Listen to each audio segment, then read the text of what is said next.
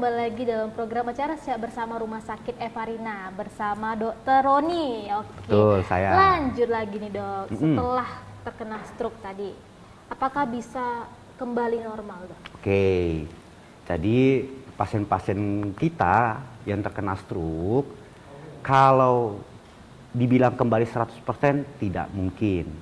Tetapi menyerupai 100% ataupun orang normal bisa. Bagaimana caranya? Pertama harus latihan fisioterapi namanya, seperti itu. Dan itu harus dilakukan oleh orang-orang yang ahlinya atau profesional, supaya tidak terjebak oleh situasi. Seperti itu. Dan dok, ketika orang yang terkena serangan, tapi dia kembali normal tuh bagaimana tuh dok? Oke, jadi dalam stroke ini ada namanya transient ischemic attack, atau kalau bahasa gampangnya serangan stroke sepintas namanya. Nah itu benar, dalam 24 jam pertama dia kembali normal. Tetapi kita harus tahu, artinya serangan sepintas berarti udah ada sumbatan minimal di pembuluh darah di otak. Dan akan bisa terjadi sumbatan kembali. Saran saya walaupun itu kembali normal, harus tetap segera ke rumah sakit. Periksakan diri Anda ke kami. Benar. Jadi kalau ada gejala serangan, itu memang kita bisa kembali normal, tapi nantinya kan dok, nantinya akan terserang kembali nih pemirsa. Nah dok, dan seperti apa sih mengetahui tanda awal atau ciri-ciri orang terkena stroke? Oke, jadi kalau ciri-ciri awal penderita stroke itu, ingat selalu, tiba-tiba mengalami kelemahan setengah badan. Ingat, clue-nya selalu tiba-tiba. Tiba-tiba. Ya, misalnya gini nih, gampangnya. Lagi mandi, tiba-tiba, kok nggak bisa bergerak di sebelah kanan kaki dan tangan saya. Itu udah serangan stroke. Tanpa ada gejala sakit dok? Tidak ada. Hanya Iya, makanya kan dibilang nggak stroke. bisa bergerak gitu Iya. ya? Baru mulutnya nanti miring, mencong. Nah, lalu bicaranya, pelo. Itu harus segera ke rumah sakit. Supaya, ingatlah, prinsip di bagian stroke ini atau di bagian syaraf, time is brain. Waktu adalah otak. Semakin cepat kita tangani, semakin cepat area otak yang pulih. Seperti itu. Dan dok, ini stroke ini apa bisa dihindari dok? Kalau dihindari pasti bisa. Bagaimana? Dengan pola hidup yang sehat, pola makan yang baik, olahraga setiap hari minimal 30 menit sampai 1 jam, mudah-mudahan. Dan sering kontrol, periksa, medical check up, apalagi terutama untuk penderita-penderita ataupun masyarakat yang di atas usia 40 tahun, harus warning. Di warning dia ya, Iya, di umur rentan iya. seperti itu ya, Dok? Kalau dia penderita hipertensi, segera diobatin. Kalau dia menderita gula, segera diobatin. Mudah-mudahan akan terhindar dari serangan stroke. Dan penyakit-penyakit lainnya. Iya, karena memang intinya seperti yang pertama tadi. Dengan kita menghindari faktor resiko yang bisa kita kontrol, dia tidak akan terjadi. Seperti itu. Mengetahui sejak dini lah ya dok. Ya, benar. Dan sebenarnya medical check up itu dianjurkan berapa kali dok? Itu untuk aturan pasti tidak ada, tapi alangkah baiknya semakin kita beresiko, setahun sekali sih sudah cukup. Setahun sekali. Ya, baiknya seperti itu. Di rumah sakit Evarina ada kok untuk medical check up. Jadi datang ke rumah sakit Evarina pemirsa. Oke, dan dok, apakah penderita stroke akan sembuh total? Kalau pertanyaan itu banyak ditanya oleh pasien-pasien kami di Polisaraf. Dok, bagaimana? Apakah saya akan kembali pulih? Pada prinsipnya, dokter itu tidak bisa menjanjikan. Tapi kami bisa mengusahakan. Untuk kembali 100% itu tergantung usaha daripada penderita itu sendiri. Tapi kalau ada angka 100%, susah. Tapi kalau menyerupai normal, itu bisa. Tergantung kemauan, psikologi pasien, dan juga yaitu rajin dia melakukan fisioterapi. Seperti itu. Dan cara mencegah stroke itu bagaimana dok? Cara mencegah sebenarnya kita harus mengkontrol yang tadi. Faktor resiko yang bisa kita ubah. Contohnya penyakit-penyakit kita apa? Kita hipertensi, kendalikan tekanan darah. Kita ada diabetik, kendalikan kadar gula. Kita ada kolesterol, perbaiki pola makan. Olahraga yang benar. Terus berhenti merokok, oleh merokok. Seperti itu. Dan kebanyakan kan yang saya dengerin dok, apakah memang emosi ataupun emosi yang bergejolak sekali dok dapat memicu stroke? Jadi gini, kakak deh, kalau kakak emosi jantungnya berdebar enggak? Berdebar dok. Oke. Dengan jantung kita berdebar, artinya dia akan menaikkan tekanan darah. Bagi pasien-pasien yang menderita hipertensi, tidak terkontrol atau tidak minum obat, bayangin nih, tanpa minum obat dia 170, gitu dia emosional, lebih dari situ, bisa terjadi serangan. Pasti, tapi tidak akan ada yang bilang itu dengan emosional 100% kena stroke, itu nggak mungkin. Itu tidak ada, seperti itu. Oke. Nah pemirsa, itulah tadi beberapa penjelasan dari dokter mengenai ciri-ciri dan juga apakah stroke ketika kita sudah terkena stroke bisa kembali normal atau tidak sudah dijelaskan oleh Dr. Roni. Dan pemirsa, kita jeda iklan dulu, kita akan bahas lebih dalam lagi mengenai penyakit stroke ini. Jadi jangan kemana-mana, tetap di Saya Bersama Rumah Sakit Evarina.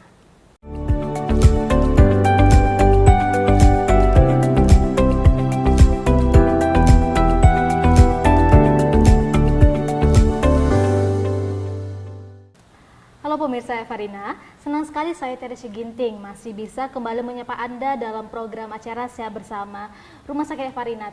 Dan kita akan membahas seputar dunia kesehatan bersama dokter yang ada di Rumah Sakit Pematang Siantar, Rumah Sakit Evarina Pematang Siantar. Oke pemirsa, siapa yang tidak mengenal penyakit stroke? Saat ini penyakit ini sudah tidak asing lagi kan di telinga kita. Namun bagaimana sih gejala awal penyakit ini dan bagaimana penyakit stroke ini ditangani? Dan pemirsa, kita akan membahasnya bersama dokter dengan Dr. Roni Girsang. Halo dokter. Halo. Bagaimana nih kabarnya dok? Sehat dan baik-baik saja. Sehat baik-baik saja. Semangat masih dok? Masih lah. Oke, mantap nih dokternya. Nah dok, seperti yang sudah saya katakan tadi tentang penyakit stroke. Sebenarnya stroke ini apa sih dok? Oke.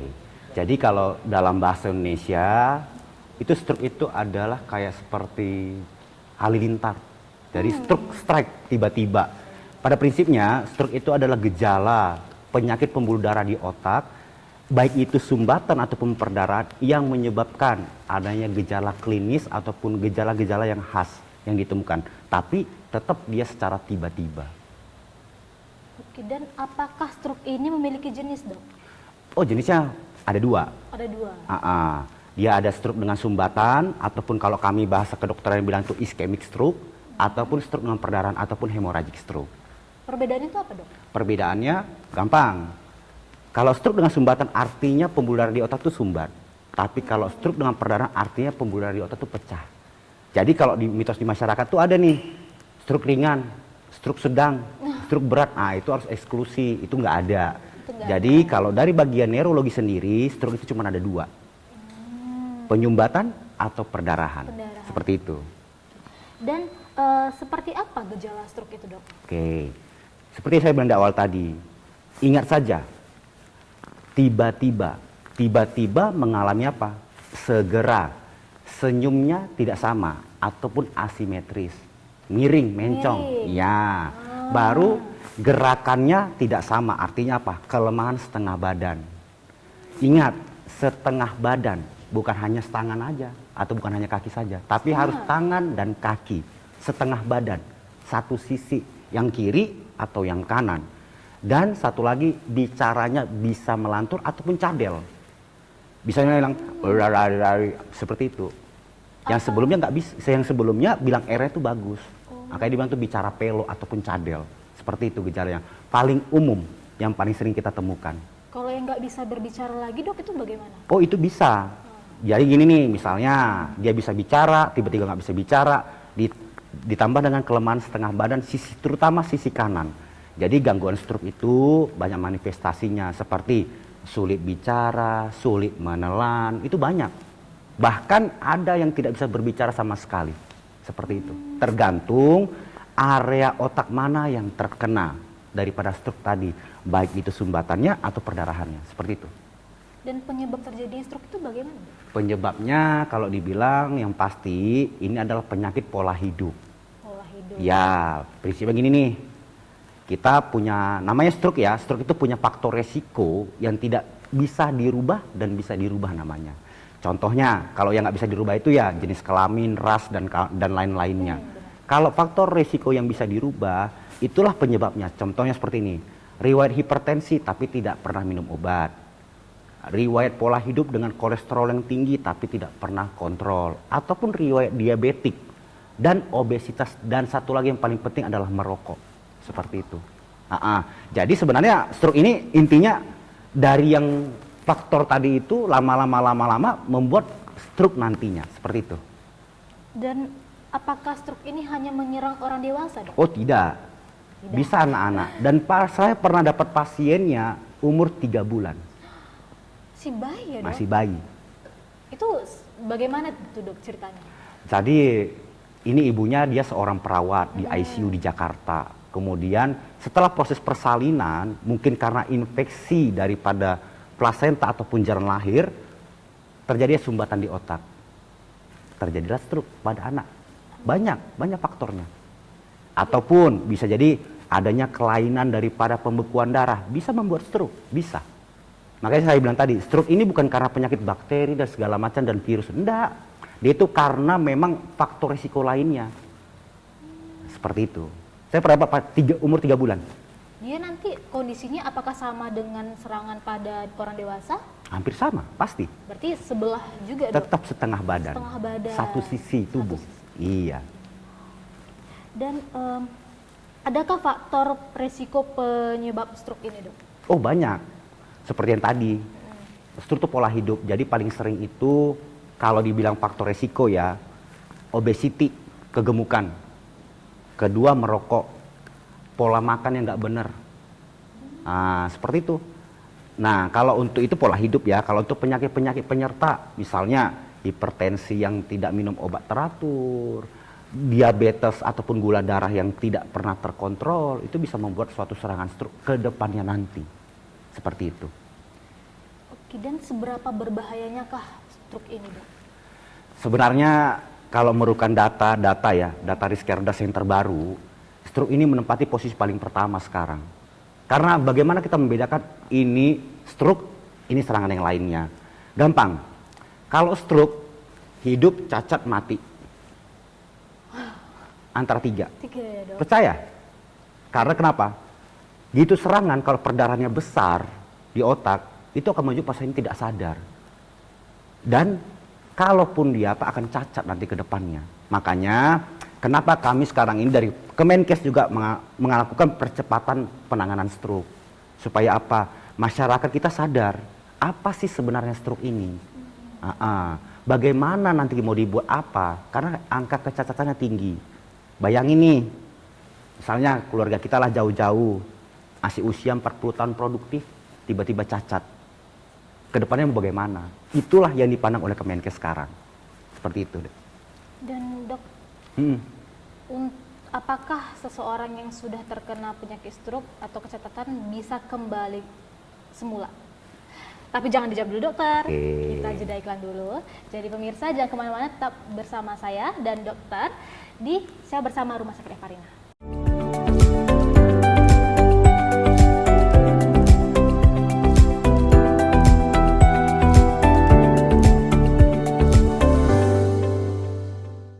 Baik pemirsa, kembali lagi dalam program acara Saya Bersama Rumah Sakit Evarina, masih dengan Dr. Roni, spesialis neurologi. Baik pemirsa, Dok, dampak dari penyakit stroke itu bagaimana, Dok? Oke, kan dampaknya sebenarnya yang pasien-pasien stroke, penderita stroke itu pasti cacat, ya. Dampaknya itu banyak, bisa ke lingkungan keluarga, ke lingkungan sosial. Pasti pasien-pasien stroke itu yang pertama jatuh adalah psikologinya. Dia akan merasa minder. Awal dia bisa berjalan biasa, tiba-tiba dia sulit berjalan, sulit bicara, atau ya sulit beraktivitas lainnya. Otomatis itu akan berdampak ke diri dia sendiri dan lingkungan sekitarnya. Plus apabila dia sudah berkeluarga, ya ekonomi keluarga. Apabila dia seorang kepala keluarga, dia nggak bisa bekerja kembali, dia nggak bisa menghapalkan ekonomi keluarga, seperti itu. Dampaknya banyak. Mulai dari segi ekonomi dan juga segi sosial, iya. Psikologinya sendiri. Betul. Ya, Dok. Dan apa sih penanganan yang bisa dilakukan saat kita terserang stroke di rumah nih, Dok? Oke, jadi sebenarnya stroke itu dia punya golden time. Golden time untuk pasien penderita stroke adalah 4,5 sampai 6 jam. Makanya semakin cepat dibawa, semakin cepat ditangani, semakin kecil angka kecacatannya. Dan otak kita akan semakin lebih baik. Seperti itu. Untuk penanganan di rumah bisa seperti apa? Misalnya ada pasien ataupun keluarga kita nih, pas dia lagi mandi tiba-tiba nggak sadar, terjatuh begitu saja. Nah kita lihat pada saat kita panggil-panggil, kelemahan setengah badan. Segera pindahkan ke ruang yang lebih baik dan dibawa ke rumah sakit. Atau telepon ambulan rumah sakit yang menyediakan unit untuk didatang ke rumah. Seperti rumah sakit Evarina, kan mereka bisa datang ke rumah. Tinggal telepon, call centernya mereka akan datang. Seperti itu. Dan Dok, apakah sifat penyakit stroke ini kronis atau tidak? Oke, jadi ya untuk penyakit stroke ini, dia punya fase akut dan fase kronis. Kalau untuk stroke kan ada dua jenis tadi, stroke sumbatan dan stroke perdarahan. Kalau untuk stroke dengan sumbatan, itu fase akut ya, hanya sekitar 5-7 hari. Kalau fase dengan stroke perdarahan, 10-14 hari. Selebihnya kita udah anggap itu kronis. Lebih Seperti dari itu, kondisi ya, Dok? iya. Dan apakah ada makanan penyebab terjadinya stroke ini, Dok? Banyak sih tergantung daerahnya ya. Gimana nih, Dok, contohnya? Ya, makan makanan yang berlemak, yang sangat-sangat berlemak. Kan makanan yang sangat berlemak akan meningkatkan kolesterol dalam darah. Makanan yang sangat manis akan mengakibatkan kadar gula kita yang lumayan meningkat dalam darah. Seperti itu aja. Jadi memang bukan tidak boleh, silakan, tapi dalam kadar tertentu. Jangan dirapelin nih, sekali makan 3 kilo, sekali makan sampai bakso atau sampai Semua 5 dimakan piring. ya, Dok. Iya. Intinya seperti itu Jaga ya aja. berarti ya, Iya, pola hidup. Walaupun kita masih muda nih kan, Dok. Justru lebih baik saat muda kita kontrolnya daripada saat tua. Kenapa? Nanti kalau udah tua, diabetik. Terus mau kontrol pakai apa? Pakai obat. Kan bener kan? Kalau dari muda kita kontrol, mudah-mudahan ke depannya tidak kita idap penyakit-penyakit yang seperti itu. Oke, dan adakah komplikasi dari penyakit stroke ini? Oh, kalau komplikasinya banyak, ya. Pasien-pasien stroke yang berat kita bilang ya, ataupun stroke perdarahan yang sempat pasien-pasien tidak sadar, itu sering komplikasinya seperti infeksi pada paru-paru, infeksi saluran kemih, seperti itu. Banyak komplikasinya. Makanya Apa yang terjadi, Dok? yang paling sering adalah infeksi paru-paru dan infeksi saluran kemih. Itu yang paling sering. Kadang-kadang gini, pasiennya sulit untuk menelan, ya kan? Nah, saraf ini berbeda. Jadi kalau stroke dengan gangguan menelan, dia nggak bisa nelan tuh air, bukan makanan padat. Iya. Air ya? Nah, justru itu gimana kalau misalnya pasien nggak bisa nelan air, kesedek kan, keselak. Bener. Nah, terpaksa lah pasang selang. Selang untuk makan kan. Nah, hasilnya apa kalau dia keselak? Masuk ke paru-paru, jadi infeksi. Paru-parunya seperti itu. Yang paling banyak ya, namanya pneumonia namanya. Itu yang paling banyak. Seperti itu. Dan Dok, bagaimana pengobatan stroke ini, Dok? Oke. Sebenarnya pengobatannya kalau kita bilang sekarang ini sudah canggih. Sudah sangat-sangat maju sekali. Jadi, seperti saya bilang tadi, golden time ataupun golden hour-nya. Kalau sekarang ini, kalau pasien dengan stroke datang di bawah onset 6 jam, terbukti dia itu stroke dengan sumbatan, kita dapat memberikan namanya terapi trombolisis. Dimasukin obat melalui infus set untuk melepaskan plak yang terjadi tadi. Seperti itu. Atau bahkan kan yang lebih ekstrim lagi, bisa dilakukan tindakan ditarik plaknya. Oh, Ya. dengan operasi, Dok? Dengan operasi, namanya itu trombektomi namanya. Sekarang ini udah canggih, makanya prinsip paling awal untuk masyarakat tahu, semakin cepat datang, semakin baik hasilnya, seperti itu. Sebelum merusak lebih banyak lagi, Dok. Pastinya. Dan Dok, untuk pengobatan tradisional itu kan banyak nih sekarang beredar. Pengobatan tradisional untuk stroke itu sebenarnya dalam dunia medis tuh bagaimana pandangannya, Dok? Kalau kita cerita dunia medis ya, pasti kami mengatakan tidak. Kenapa? Obat tradisional itu tidak pernah uji klinis. bagaimana kita meyakinkan, kan kami dunia kedokteran berdasarkan evidence based medicine namanya. Apa buktinya, uji klinisnya apa. Jadi kami tidak bisa mengatakan iya. Kenapa? Kami nggak tahu uji klinisnya apa. Dan sebaiknya dihindarkan. Lebih baik datanglah ke rumah sakit, ketemu sama ahlinya, berbicara dan diberikan edukasi yang baik. Seperti itu. Lebih terpercaya. Betul. Dok. Dan dok, seberapa penting peran fisioterapi dalam mengobati stroke ini, dok? Sangat penting. Pasien-pasien stroke itu angka kecacatannya sangat tinggi. Bayangin nih, kalau tangan misalnya nih, tangan dan kaki kita ini nggak bisa bergerak. Mati rasa gitu. Ya, lama-kelamaan otomatis dia akan kaku. Nah, peran fisioterapi adalah memberikan latihan fisik, baik itu aktif ataupun pasif, supaya gerakan ototnya itu tetap lancar, tetap ada. Dan dari bagian neurologi sendiri, dari kami dokter neurologi, akan memberikan stimulasi rangsangan sarafnya supaya mudah-mudahan akan terbantu dan bisa bekerja kembali, seperti itu. Dengan itulah peran penting dari fisioterapi ya, Betul. dok. Dan nih dok, pesan untuk pemirsa saya bersama Evarina tentang stroke ini dan pengobatannya, dok, bisa dokter sampaikan ke pemirsa. Oke, untuk masyarakat, untuk Bapak Ibu semuanya, pada prinsipnya ingatlah satu kata ini, time is brain. Waktu adalah otak. Bagi keluarga yang kita lihat menderita stroke, segera ke rumah sakit. Jangan tunggu-tunggu, jangan mikir-mikir. Segera ke rumah sakit.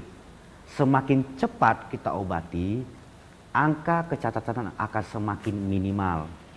Seperti itu. Nah, jadi pemirsa, waktu itu sangat berperan penting nih untuk penderita penyakit stroke. Betul. Semakin cepat ditangani, semakin cepat juga proses penyembuhannya ya, dok. Betul. Nah, itu dia pemirsa, bincang-bincang kita dengan Dr. Roni mengenai penyakit stroke dan bagaimana cara penanganannya. Nah, inilah akhir dari bincang-bincang kita pemirsa. Jangan lupa saksikan Sehat Bersama Rumah Sakit Evarina dengan episode-episode yang membahas kesehatan yang menarik sekali pemirsa. Dan jangan lupa saksikan hanya di Evarina TV. Saya Teresa Ginting, sampai jumpa. Terima kasih banyak dokter. Terima kasih.